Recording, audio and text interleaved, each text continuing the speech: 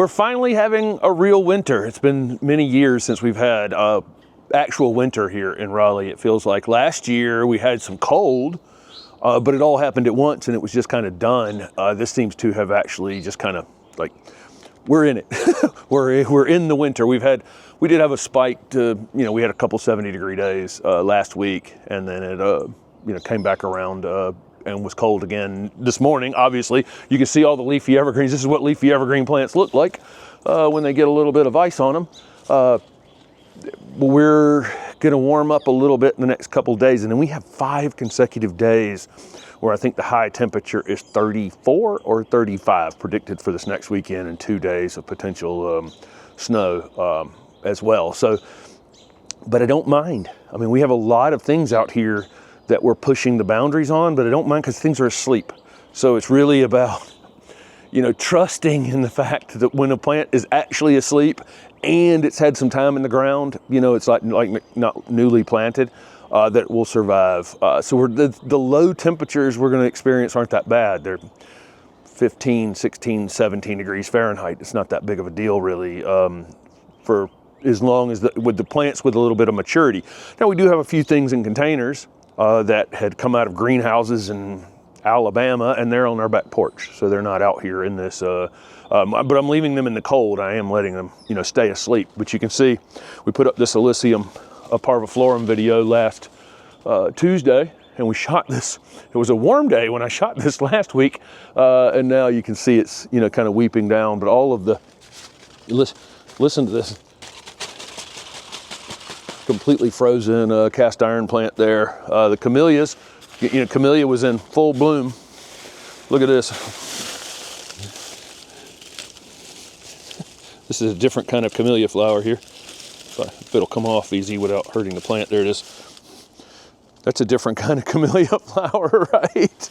So what we had yesterday was we had rain all day, then it turned to snow at the last minute, and then we had a little bit right after it got below freezing. So that's what you see on there is a little bit of ice, because it had been so warm that it was melting on contact, but it was below freezing, so it was just it was melting and then refreezing pretty quickly. But you see all these plants that are wilting, and you think with these leafy evergreens that they're going to get damaged, and they might get, if you had new growth on something right at the end of the season like this, it's within the realm of possibility. Some of that, I doubt it is going to be damaged, but it's some possibility that you end up.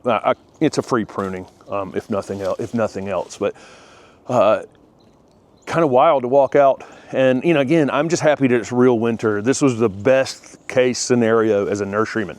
Okay, for me, is that things would go to sleep and stay asleep through the winter, and we haven't had to offer anything protection because of the way it's done. So what could you do in the garden? We're actually in the next few days going to go ahead and cut back a few plants that will be in video content.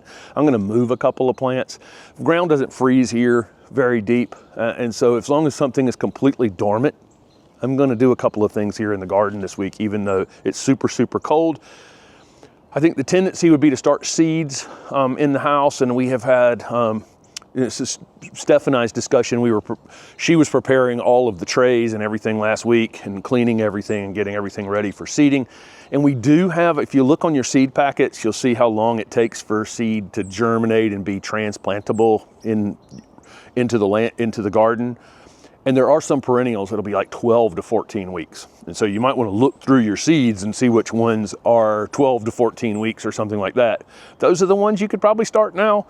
But the ones that stay 6 weeks, it's probably for most people, unless you're in South Louisiana or something like that, for most people, it's way too early to be starting those things, because if you start them now, so we're April 15th is our average last frost date. We're just past January 15th. So that's what 90, that's 12, 13 weeks, something like that. So if I start a seed that only takes 6 weeks to be a transplantable size, I'm going to have to hold that seed for 7 weeks afterwards in the same little tray. They're going to end up leggy. They're going to end up stretched. They're going to end up problematic overall. So the best thing to do is wait and be patient. There's a lot of garden planning that can be done, and certainly there's some cleanup that can be done and that kind of thing. But otherwise, everybody gets kind of cabin fever this time of year and wants to get started on some things, but be careful. Getting started too early can sometimes backfire later in the season. It's actually fun to come out in the garden when it looks like this, but there are things that we're going to go ahead and cut down once they're actually thawed out, like the butterfly bushes and a few other things. There might be some seed that you could start this early if you were going to do a cool season garden like us. Typically in the fall, we'll do broccoli, collards, lettuces, those kinds of things. We can also do them on the front half of the year as well. I've got all this stuff on the weekly garden planner, about when to start things and when not to start things. And, if you own the weekly garden planner, this is a good time of year to reference it. I think the January, February, March information in the lead up to spring is probably the most important part of the weekly garden planner, just preventing you from doing some things too early or missing opportunities for things that you could be doing or working on this time of year. We've got plants coming by mail later in the spring, and we are going to be jump starting some dahlias and doing lots of those kinds of activities, but even that stuff isn't until the beginning of March. There's probably some perennials that I need to dig up and divide out here. Again, I'm waiting until March. So all that kind of stuff is in the weekly garden planner if you own it. But if we were going to do some winter or our cool season vegetables, we really can't do June, July, and August here in the Raleigh area. So we have to do them either early, like now. Now's a little early, but February through mid-May. And then again, we can do them September 15th until November 15th or December 1st, something like that. But so if we were going to do that's the exception to my rule about starting seed. But again, those calendars, you can either Google them, or if you own the weekly garden planner, again, I've got those calendars for each zone on there as to when you would start various seeds. I do see a couple of things that 70 degrees started to stimulate some growth on.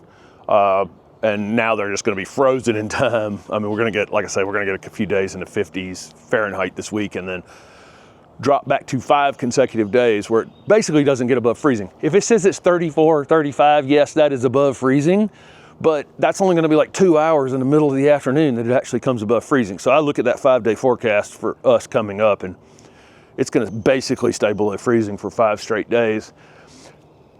Even these, we'll see. We'll see on something like this, where it definitely decided to jump ahead a bit as to whether or not that gets damaged.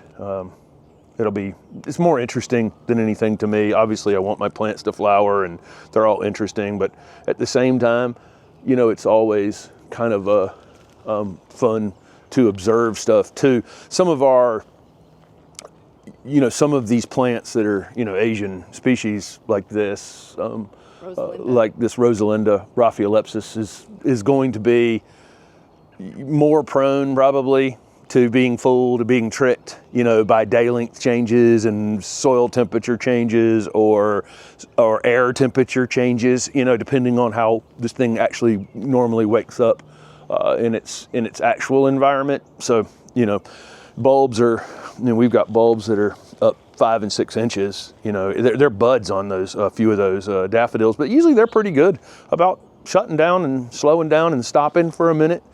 And, they'll typically be okay. If you look at, we got the sun is going to be a mess right here, but we definitely have lost probably most of the flowers on this Camellia handlei here. They were in the process. The 70 degrees just stimulated every single one of them basically to open. There's a few buds that are probably tight enough to survive this cold that's coming, but the vast majority of them have opened up enough. That's, again, we have so many things out here that flower, and last year it got cold in December, and then the cold was kind of over, and this thing bloomed for 4 weeks, 5 weeks, 6 weeks, something like that. It bloomed and bloomed and bloomed. This year, it looks like I'm going to lose most of the flowers on it.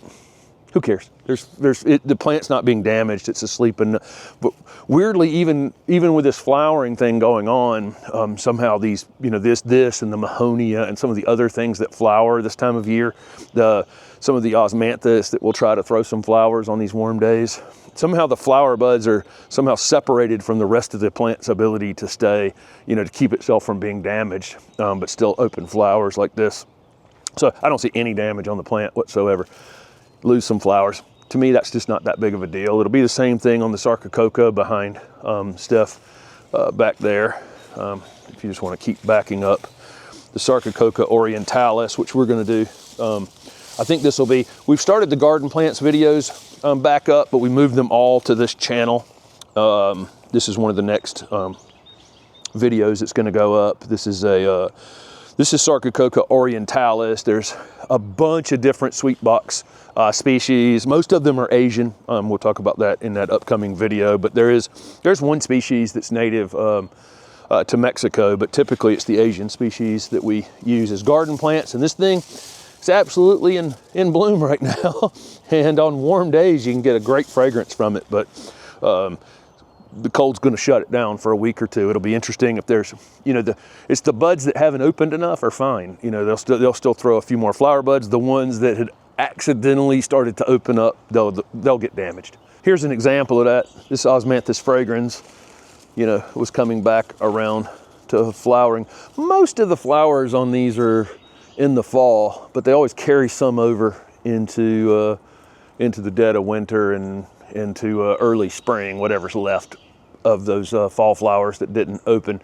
But, you know, obviously with ice on it this morning, they're probably pretty much toast. Here's some that we're going to open in the next few days. But, you know, again, it'll carry a few more, but it's a weird, you know, how you can have these flowers opening on it, but the plant itself has figured out how to not have all the liquid in it, you know, so it's not got water in it that can freeze and thaw and crack the stems open and that kind of thing. And part of this is maturity. So this is a plant that I would say is zone 7B at the most cold hardy. Really, it's probably zone 8 to 10 if you have them out in open space like we have here. But it's the size of this plant. So if I had an Osmanthus fragrans out here and it was newly planted, this tall that I had planted it in September or October of this year, I would probably have a cover over it right now. I'd probably have a sheet over it. But this one is years old now, 6 years old, 5 or 6 years old, and it's not going to be damaged. If it gets a little tip damage up on the top, again, I call that a free pruning and move on with my day. So we have nothing protected out here. We have some containers that had adjusted to the cold already that we have packed pot to pot over here. Don't have a cover on top of those. I have 3 plants that I brought back from a trade show that had been inside during the winter time. Those are on the back porch, so they're this much protected from the cold. And probably when it's 17, I might bring those in the house overnight, but that's it. So we're not really protecting anything. So I kind of like it. We just haven't had this kind of real winter in a long time. I really enjoyed these as a nurseryman because we could put the covers on, leave the covers on, maybe once during the winter, pull the covers off, turn the irrigation on, flush some salts out of the containers during the winter time, and that was it. The rest of the winter was just easy peasy, unless, you know, we would get orders from landscapers and have to crawl under covers sometimes in order to make a little money during the winter time. But other than that, it was just so much easier. This is so much easier, this version of winter, where it gets cold, stays cold. The plants are adjusted to it and are not going to have any issues unless we see something. You know, obviously this could change. We could go and all of a sudden have days that are 25 degrees Fahrenheit highs and zeros for lows, and then I've got to adjust my thinking around this, as there are a few things out here that could be hurt by actual air temperature, you know, something that's below 10 degrees. I probably have a few things I'd have to cover. 0 degrees, I'd have more than a few things potentially to cover. So let me know, what does your garden look like here in midwinter? Does everything look like it's holding up pretty well? If you do have things that were newly planted in the fall, and they've obviously taken some stress from this cold that we've had that's a little colder than we've had in the last few winters, you might want to protect them a little bit here going forward for the rest of the winter so it just doesn't keep doubling down. Simple sheet, not with ice or snow on top of it, but you know, when it doesn't have ice or snow on it, simple sheet overnight on a night that's, you know, in the teens or something may help get that plant nursed through the winter and get it growing again in the spring so it can recover from whatever damage it's taken. But let us know down below, what's your garden looking like right now? Thanks for watching.